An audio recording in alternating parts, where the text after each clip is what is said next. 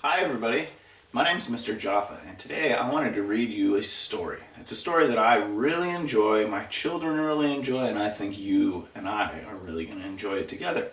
The story is a story about a bear. His name is Bruce. Does he look happy? He kind of looks grumpy to me.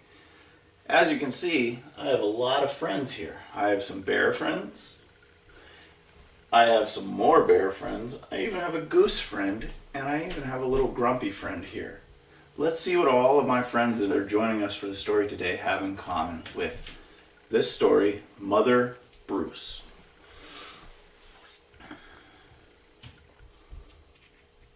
Looks like a nice forest. There's his house. Mother, it was supposed to be Goose, but they crossed it out and put Bruce. Mother Bruce by Ryan T. Higgins. And what's cool about this story is that it is written and illustrated. That means all the pictures were drawn by Ryan T. Higgins. I think it's really cool when people can draw pictures and write a story by themselves. Let's see how Ryan did. Mother Bruce. Bruce was a bear who lived all by himself. He was a grump. He looks like a kind of a grump. He did not like sunny days. He did not like rain. He did not like cute little animals. So I imagine he wouldn't like any of my friends here with us today, would he? Bruce only liked one thing: eggs. He collected them from all over the forest. And there he is. He's poking his head in that tree, saying, "Good morning, Mrs. Sparrow," with his basket of eggs, all different colors. But Bruce didn't eat eggs raw like other bears. Instead, he cooked them into fancy recipes that he found on the internet. Do you know any bears that can use the internet? That looks like a poached egg, a fried egg. I call these one-eyed pharaohs, but some people call them a toad in the hole. And these are deviled eggs. Ooh, very, very good. Look at Bruce. One day, Bruce came across a recipe for hard-boiled goose eggs drizzled with honey salmon sauce. That sounds yum.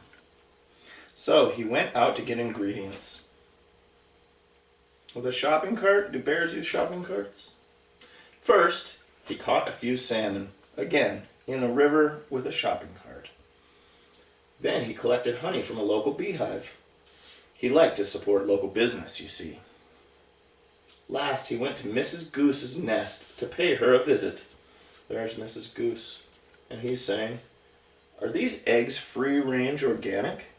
Of course they are. They're from a wild nest. She looks very upset, though.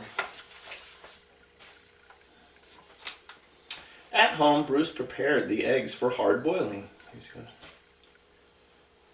But the fire in his stove fizzled, so he went out to get more wood. When Bruce came back, he was met with an unwelcome surprise. He doesn't look too happy in this picture. Mama! That's the little goslings. They hatched. They were sitting in a bath of warm water, and they hatched. Don't geese usually have to be, or eggs have to have somebody sit on them, either their mother or their father, to keep them warm?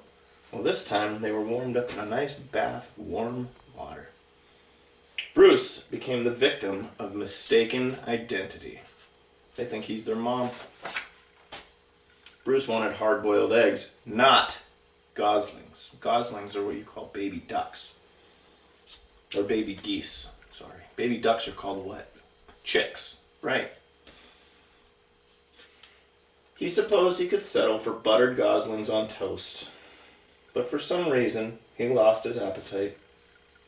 Well, it looks like they're wandering all around. They're not being very cooperative for letting him eat them, are they? Bruce scooped up the little geese and stomped back to their nest. I will have to ask Mrs. Goose about her return policy. Only to find Mrs. Goose had flown south early. It says, back in April from Mother Goose. Why do birds fly south in the fall? Have you noticed lately in North Dakota that there are birds flying back north? And what month this is? It's April. So back in April. So they are flying back north. They're migrating back to northern areas. Next time you go outside, look around. You'll see them. Lots and lots of geese and ducks and swans. All kinds of wonderful things. Bruce left the goslings there and went back home. There they are. And he's out walking away. But he was followed. Mama? Mama? Bruce was very stern and said things like, go away. And, I'm not your mother. And also, I liked you better when you were eggs. Not very nice, is he? He's pretty grumpy. Bruce could take it no longer and became extra grumpy with them. Roar! Jeez, I'd be scared if I was a little baby goose or gosling. What do you think, Goosey? That's honking over there in the corner. He's all grown up. He's not a gosling anymore. It didn't work. Goslings always follow their mother, even if she is a he and he is a bear. Mama! Mama! Mama! There they are. He still looks pretty grumpy, doesn't he? Whew. Come on, Bruce. Bruce was stuck with them. There they are. He tried to make the best of it. Look, he's taking them swimming. Have you ever had something that you didn't want to happen, but then you learned you could have a good time and make the best of it? I know I do. Sometimes every day. Sometimes things don't always go your way, and you just have to make the best of what you get. And there's Bruce doing the same thing. It was hard work. He's painting with them. And they're making a mess. And he looks grumpy. He's carrying them around, and he looks grumpy. And he's feeding them black. Ew! Yuck! They don't like their food. Now they're all sleeping. Zzz. As the seasons passed, Bruce watched the pesky goslings grow older, from annoying baby geese to stubborn teenage geese. Are teenagers stubborn? Do you have any brothers or sisters or friends who you know are stubborn? I do. To boring adult geese. They don't look boring to me. They look pretty fun. I don't think being an adult means you're boring. Your parents probably aren't boring. I'm not boring. Then one fall afternoon, he saw other goose families flying south. There they are. Again, if you look up in the sky right now, you will see these geese flying north. These are flying south. Finally, he'd be rid of those geese, and he could take a long winter nap. What do you call it when bears take a long winter nap? Hibernation. Yeah, hibernate. It's a long nap. Bruce explained migration. I don't know how well he's explaining it. But they didn't listen. Instead, look at them. They got all their winter coats on. Warm hats and winter coats. I've never seen a goose wear a hat. Bruce needed the geese to leave, so he got creative. Oh, geez.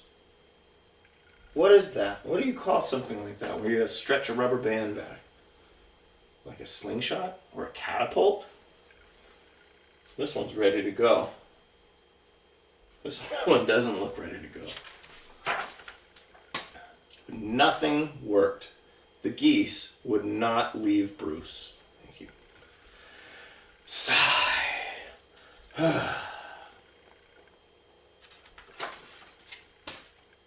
So Bruce decided to pack some bags and take his geese into town.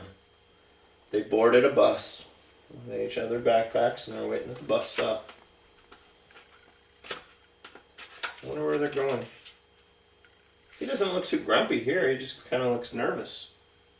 I wonder if what's happening. They still look like silly, goofy geese.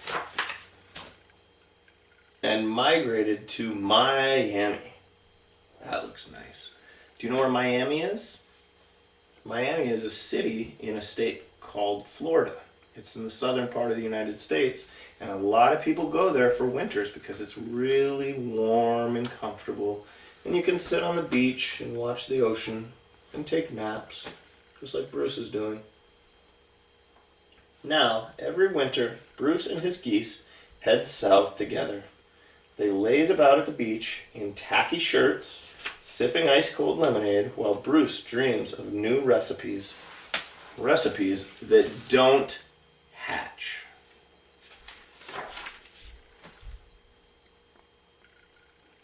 And the little turtle hatched from an egg, and what's he saying? Mama? Oh no. Do you think that turtle's gonna follow the goose back north in the summer? I don't think he would like it. It'll probably take him a long time. Oh, that looks nice. The end. That was a book called Mother Bruce. I hope you enjoyed it. I really had a good time reading to you. I know all my friends really enjoyed listening to. Even Mr. Grump here. I think he's a little bit happier now, realizing that sometimes you have to accept what you have and make the best of it. I hope you all have a wonderful afternoon and a great summer.